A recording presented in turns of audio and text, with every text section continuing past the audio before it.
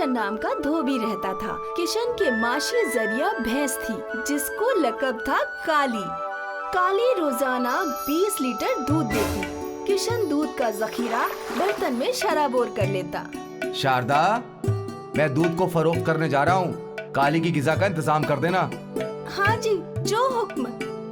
Kishan motorcycle से आवाम के घर दूध दस्तयाब करने जाता था।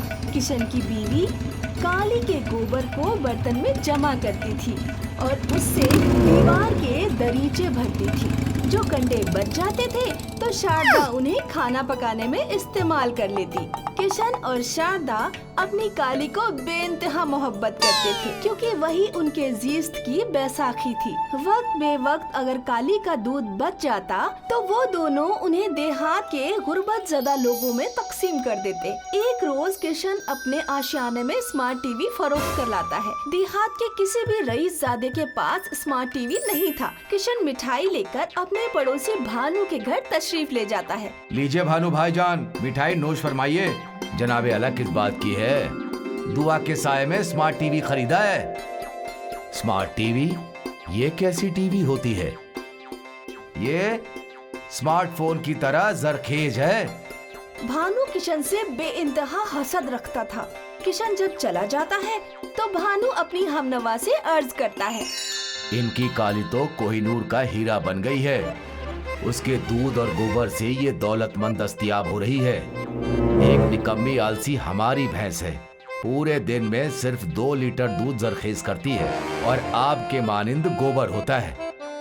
और एहतरामन इन दोनों के दौलत खाने में कोई शय आती है, हमें मिठाई खिलाने जरूर आते हैं, खून जलाने के लिए। कैसा रहेगा अगर हम इनकी भैंस चुराकर अपने घर ले आए?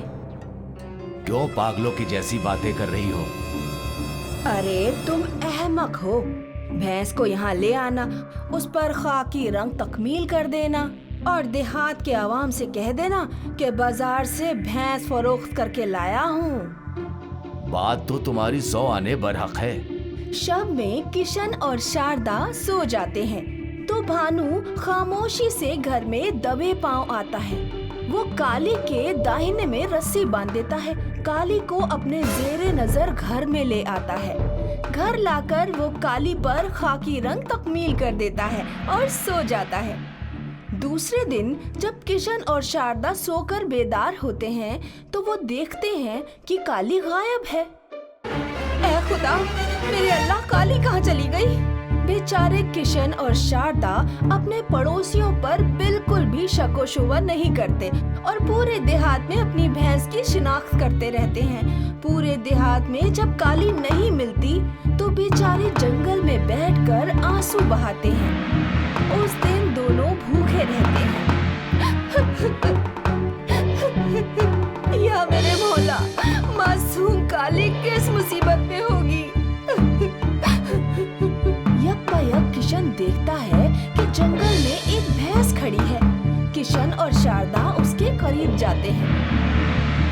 ये तो हमारी काली नहीं है। ये हमारी काली तो नहीं है। परवरदिगार ने शायद हमारा जरिए माश किया था है, वरना इस बियाबां में किसी को भैंस कैसे मिले दस्तयाब है। किशन और शारदा उस भैंस को अपने घर लाते हैं। दूसरे दिन शारदा जब सोकर बेदार होती है तो अपनी नई भैंस के कंडे बनाने लगती है। गोबर में से उसे एक सोने का टुकड़ा मिलता है। अरे सुनिए सुनिए, देखिए गोबर में ये क्या मिला है? सोने का टुकड़ा? ये भैंस के पेट से दस्तयाब हुआ। फिर दूसरे दिन जब भैंस गोबर देती है उसमें एक और सोने का टुकड़ा मिलता है। लगता है मेरे परवरदिगार ये गोबर के साथ रोज एक सोने का टुकड़ा भी देती है। किशन और शारदा गोबर में सोने के टुकड़े मिलने से बहुत जल्द दौलत से लबरेज होते हैं। वो एक आलीशान महल बनवा लेते हैं और कार भी दस्तयाब कर लेते हैं। उधर जब भी भानु दूध दूहने के लिए बैठता तो काली उसे जोर से लात मारती। भानु और उसकी बीवी काली की खूब डंडे से पिटाई करते और जबरन दूध दस्तयाब करते। कब बखत ने तो जीना हराम कर दिया है। वहाँ बड़े प्यार से दूध देती थी और यहाँ देने में इसे मौत आ रही है। किशन का तो ताजमहल बन गया और उन लोगों ने कार भी खरीद ली। अल्लाह ही जाने कि उनके पास इतनी दौलत कहाँ से आ रही है। भानु शव में दबे पांव किशन के घर में आंख लगाता है और खामोशी से किशन और उसकी बीवी की बातें सुन लेता है। आज हमारी कामयाबी इस भैंस की वजह से है। अलबत्ता ये रोज सोने का टुकड़ा अपने गोबर में ना देती तो हम कभी दौलतमंद नहीं बनते। अच्छा, लगता है इनकी भैंस के पेट में बेइंतहा सोने के टुकड़े हैं। किशन और किशन की बीवी जब सो जाते हैं तो भानु रात में दबे पांव उनके घर आता है और उनकी नई भैंस खोलकर अपने घर ले आता है। भानु सोने के टुकड़े पाने के फिराक में भैंस का शिकम चीर देता है।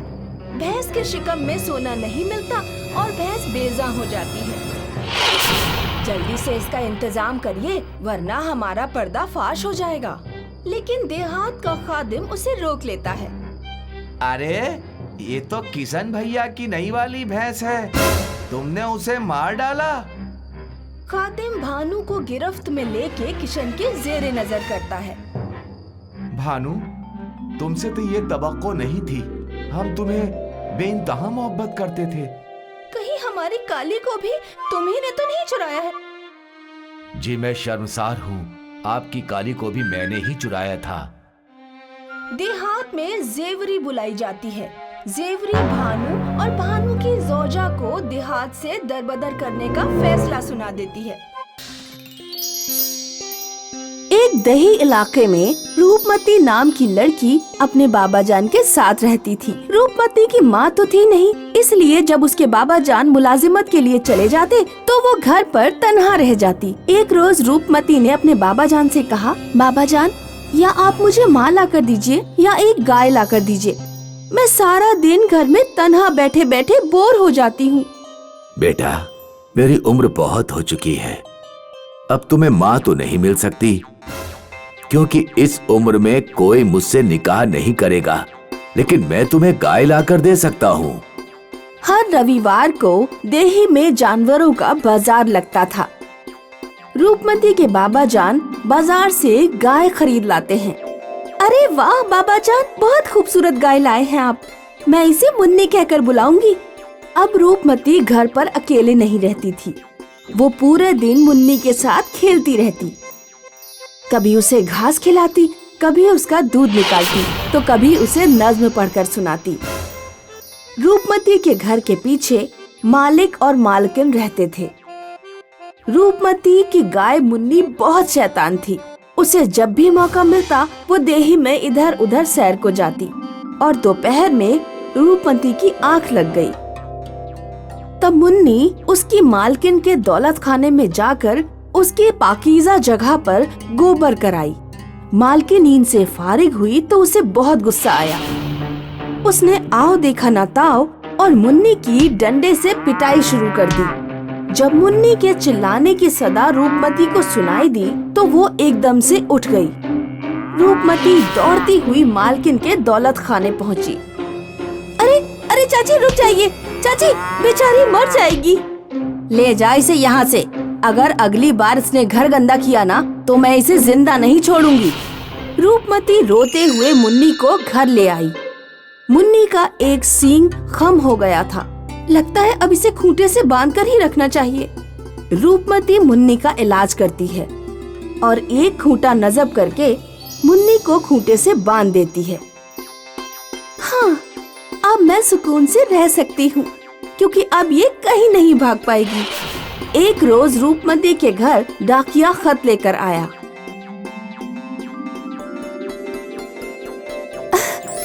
बाबा जान, चाचा जान का खत आया है। अगले महीने की 24 तारीख को प्रीति का निकाह है। कुछ दिनों बाद रूपमती अपनी चचाजाद बेटी की शादी में जाती है। देख मुन्नी, बस 2 दिन की बात है। ये चारा रखा है, नौश कर लेना, और ये पानी रखा है, सरे आप कर लेना। जब रूपमती और उसके बाबा जान चले गए तो मुन्नी ने खींच खींच कर अपना खूंटा उखाड़ दिया और देही में इधर उधर सैर करने लगी। उसने देखा कि मालिक और मालकिन सो रहे हैं। मुन्नी उनके घर पर घुसी और उनके मुंह पर पैखाना कर दिया। 2 दिन बाद जब रूपमती घर वापस आई तो उसने देखा कि खूंटा उखड़ा हुआ है। बाबा जान, मुन्नी कहाँ चली गई? दोनों मुन्नी को देही में तलाश करने लगे। अरे चचा जान, हमारी गाय देखी है क्या? बेटा, तुम्हारी गाय को सेठानी ने पीट पीट कर मार डाला। रूपमती और उसके बाबा जान की दिली अजियत होती है। वो मालिक मालकिन के दौलत खाने पहुँचे। ये मैं क्या सुन रहा हूँ सेठ जी, आपने हमारी गाय को पीट कर मार डाला? हाँ, खत्म कर दिया। उसने हमारे मुंह पे गोबर कर दिया था, इसीलिए खत्म कर दिया। ये आपने अच्छा नहीं किया सेठ। मैं देही शोहरा में शिकायत कहकर तुम्हें सजा दिलवाऊंगा।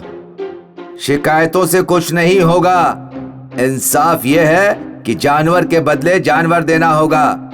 मैंने तुम्हारे लिए नई गाय खरीदी है, वो देखो। हमारी गाय ऐसी मरियल नहीं थी। ये ज़ईफ गाय पता नहीं कहां से उठा कर लाए हो। देखो, ज्यादा जुबान दराजी मत करो। गाय के बदले मैं तुम्हें गाय दे रहा हूँ, बस बात खत्म। मुझसे दुश्मनी लोगे तो ख्याल रखना, इकलौती दुख्तर है तुम्हारी। क्या करोगे तुम मेरा, बताना जरा। चल बेटा, ऐसे मगरूर लोगों के मुंह लगना फिजूल है। रूपमती और रूपमती के बाबा जान ज़ईफ गाय को ही घर ले आते हैं। बाबा जान, मुझे अपनी मुन्नी ही वापस चाहिए। बेटा, मुन्नी तो अब वापस नहीं आ सकती। हम इसी ज़ईफ गाय को नाजों से पाल लेंगे। रूपमती और उसके बाबा जान कमजोर गाय की खूब खातिरदारी करते हैं। उसकी हालत में कुछ बेहतरी होती है। एक रोज रूपमती गाय का दूध दूहने बैठी। पिताजी, जल्दी यहाँ आइए, गाय से दूध की जगह सोने का आग निकल रहा है। कुछ देर बाद सोना बाल्टी में जमकर सख्त सोना बन जाता है। मजा आ गया बेटा, ये तो सोना देने वाली गाय है। सोना देने वाली गाय की मदद से रूपमती जल्दी ही दौलतमंद हो जाती है। अरे फूटे भाग्य हमारे, तुम कितने बेवकूफ अहमक हो। वो ज़ईफ गाय जिसे तुमने रूपमती को सौंप दिया था, सोने का दूध दे रही है। अगर वो गाय हमारे पास होती तो अब तक तो हम लोग बहुत अमीर हो चुके होते। मालिक सोना देने वाली गाय को वापस लाने के बारे में सोचने लगा। उसने रविवार की बाजार से एक अच्छी तंदुरुस्त गाय खरीदी और उसे लेकर रूपमती के घर पहुंच गया। क्या हुआ मालिक, आप यहाँ क्यों आए हैं हमारे घर? अब्बू जान घर पर हैं बेटा? नहीं, मुलाजिमत के लिए गए हैं। मुझे अपनी ज़ईफ गाय वापस चाहिए। वो गाय मेरे माँ के बज़ाहिर है। तुम उसके एवज में तुम ये तंदुरुस्त और खूबसूरत गाय ले सकती हो। अच्छा, जब हमने ज़ईफ गाय की तबीयत अच्छी करके उसे अच्छा कर दिया और वो सोने का दूध देने लगी, तो आपको ये गाय वापस चाहिए? नहीं मिलेगी। सोच लो, तुम्हारे अब्बा जान के अलावा तुम्हारा इस दुनिया में कोई नहीं है। अगर उन्हें कुछ हो गया तो। रूपमती डर जाती है। सेठ सोना देने वाली गाय खोलकर ले जाता है। घर ले जाते ही वो दूध दूहना शुरू कर देता है। अरे ये क्या, ये तो एक बूंद भी दूध नहीं दे रही। अरे आज तो दूध दूहा जा चुका होगा, कल शहर से दूना। उस रात मालिक और मालकिन सो जाते हैं। अगली शहर जब वो सोकर उठते हैं तो वो देखते हैं कि गाय ने पूरे घर में 2-2 फुट का गोबर कर दिया है। मालिक और मालकिन पलंग से उतरकर बाहर जाने की कोशिश करते हैं, लेकिन वो दोनों गोबर में गिर पड़ते हैं। वो दोनों का गोबर में दम घुट जाता है। तभी तो कहते हैं, जो दूसरों के साथ बुरा करता है उसका आखिरत भी बुरा ही होता है।